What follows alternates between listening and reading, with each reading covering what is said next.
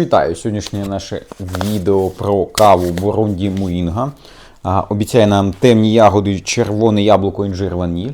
А щоб зробити це відео ще цікавішим, фантастично цікавішим, давайте так.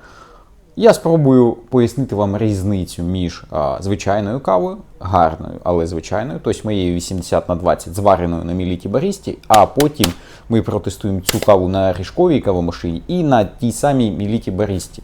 Це до того, що чи ви чуєте ви різницю? А якщо будете засипати спешаліті, арабіку і гарну, але звичайну каву, я не беру якийсь треш супермаркету, це вже моветон.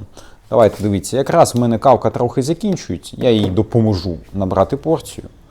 От, і розповім вам смак.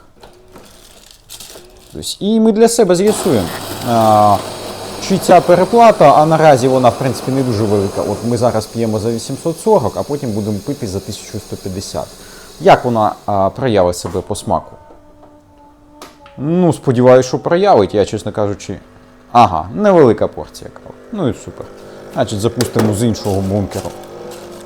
О, якраз цей бункер ми повністю спорожнили. І якраз наша Бурунді повністю себе проявить. Так, перемикаємо на другий бункер. І робимо собі порцію кавки. Навіть не перемикаємо. Дивіться, з крутого, що я виявив на цій машині. Якщо в меню ми відмикаємо бункер, робимо його неактивним, тобто оцей бункер на два типу зерна, то що стається? Кавомашина сама перемикається між цими половинками, коли кава закінчується. Коротше як, вона повністю вибирає одну половинку, потім автоматично перемикається на другу. Тобто, по суті, в нас працює весь бункер, але по частинкам. Тобто спочатку ліва, потім права і навпаки. Так, для багатого смаку я зупиню готування на невеликій порції. Це у нас буде десь 30 мл. От, бо хочеться посмакувати все ж. Тестуємо.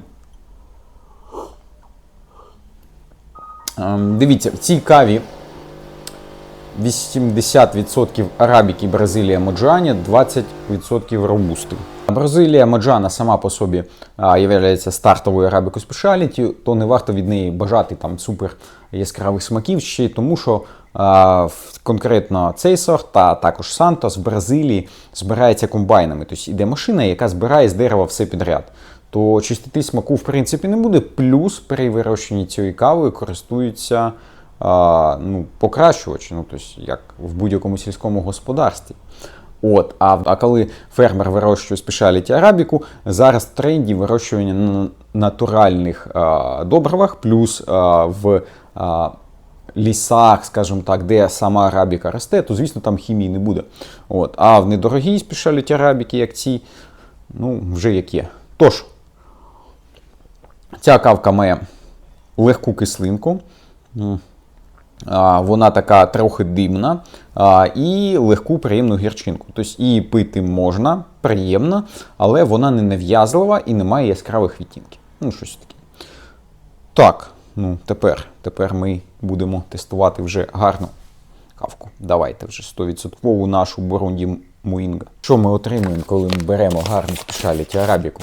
В першу чергу, експірієнс аромату.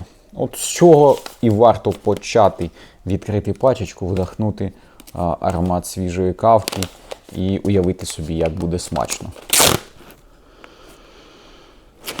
О, прикол. Темні ягоди, червоне яблуко. Щось таке, типу узвару, відчувається в цьому сорті. Тож давайте вже засипаємо в кавомолочку і будемо тестувати. Тож засипаємо кавку в кавомолочку. Почнемо з готування на ріжковій кавомашині. Це дозволить нам максимально розкрити зерна. Давайте подивимося. До речі, зерно виглядає досить рівномірно, причому профіль посмаження теж, тобто колір посмаження однаковий. Це значить, що зерна були зібрані з одною спілістю, що якраз досить рідко буває, а майже ніколи не буває, коли збирають комбайн.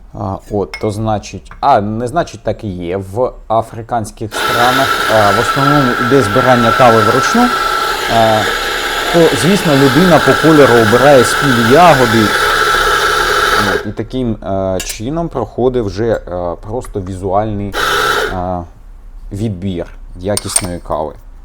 Тому, в принципі, в таких африканських странах кава з того регіону вона буде більш-менш рівномірною. Тобто не завжди так, але набагато більш рівномірніша, ніж кава зібрана автоматично. Так, а ми насипаємо собі в ріжочка. Насипали, відтемперували, зробили проливчик і можна ще проливчик, бо кавомашина нагрілась досить до великої температури, пише 96 градусів. Це значить, що кава буде виварюватися дуже міцною. Ну що, давайте. Подивимося, що у нас вийде з першого разу. Так, перш за все, нас цікавить тиск. Ага, тиск у нас завеликий. Кава буде дуже міцна. Треба нам помолу робити більшим, щоб розкрити більш фруктовість кави. Бо, як ви побачите, давайте на 25 секундах зупинимо і подивимося на той об'єм, який в нас вийде. Тобто 20 мл за 25 секунд, це дуже міцна кава, треба помолу збільшувати. Наша друга спроба.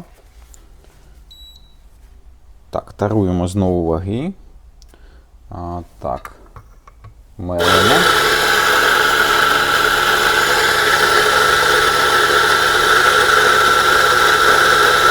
Єдине, що зупинити треба трохи краще. Дивіться, це було десь на 8 секундах. Ми вже отримали наш необхідний об'єм в той самий час, коли 20 грам на минулому готуванні ми отримали десь за 9,3 секунди, як і було налаштовано. Тобто, цілі 1,5 секунди ми помола собі прибрали. Готова друга порція. І, до речі, температура вже трохи впала до 93 градусів. Це дуже круто. Це знову ж таки нам каву дозволить зробити більш фруктовою. Знову ми готові до готування. І подивимося різницю. Це, до речі, наша перша чашечка. Так, дивимося тиск.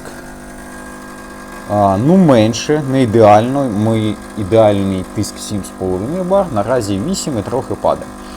По часу готування теж ми повишимо десь 24 секунди на одну менше. 24, 50 мл. Ідеально. 50 мл об'єм готування, коли ми точно отримаємо фруктовий смак. Дивіться, по-перше, висока пінка. На високому тиску пінки майже немає. Звісно, високий тиск, він, як всі масла кавові, просто втискає нам в чашку. А коли тиск правильний, то ми отримаємо приємну високу пінку. Да. І це фруктовий букет.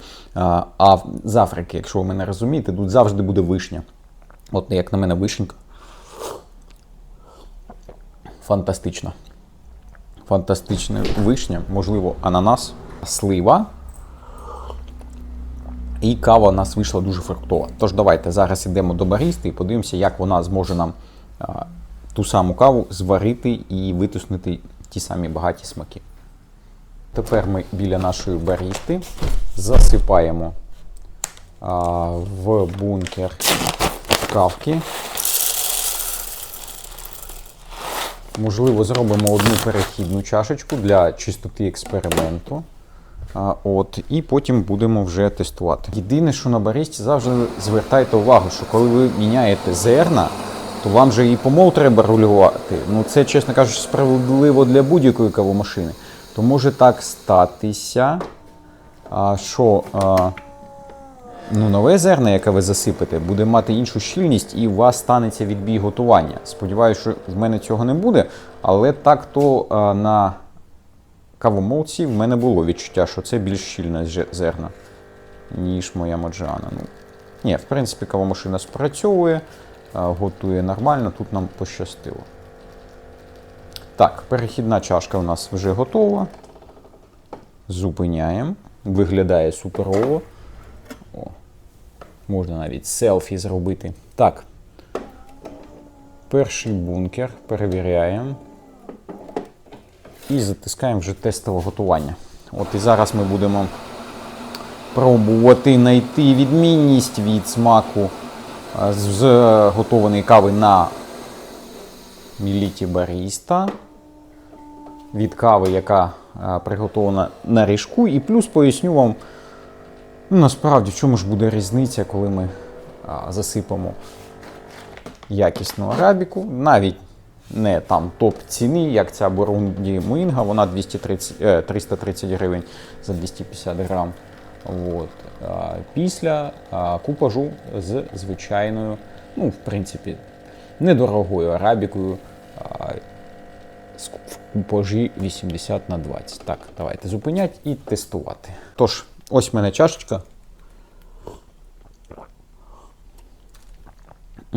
Так, давайте так. Кава явно не така яскрава, як на нашій ріжковій кавомашинці, але загальний профіль той самий.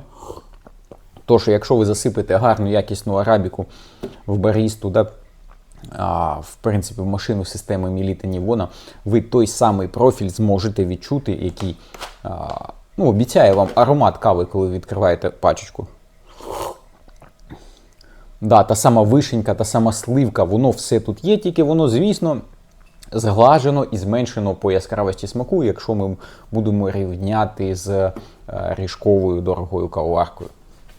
Тож, звісно, якісну каву, дорогу, з натуральними смаками варто купувати, варто її пробувати ці цікаві смаки, ваша кавомашина це зможе. Звісно, по брендам автоматичних кавомашин теж все розділяється. Є бренди, які, більшість брендів, якщо ми зрівняємо з цією Мілітою, зварять ще менш яскраву каву. От. Але ці відтіночки ви відчуєте. Тобто, звісно, всім рекомендую з автоматичних машин Міліти Нівона і Юра Мілі, які з автоматів максимально яскраво вам виварять цікаві смаки з цікавої кави. От. Тож, сьогоднішній наш тест Бурунді Муїнга нам виявив, що це прикольна кава. І, звісно, і варто засипати в гарні кавомашинки. Тобто, якщо у вас є гарна, я вас підтримую, супер. Гарна кава вам в поміч і можна кожен день собі купувати новий сорт. Тож, дякую, до побачення.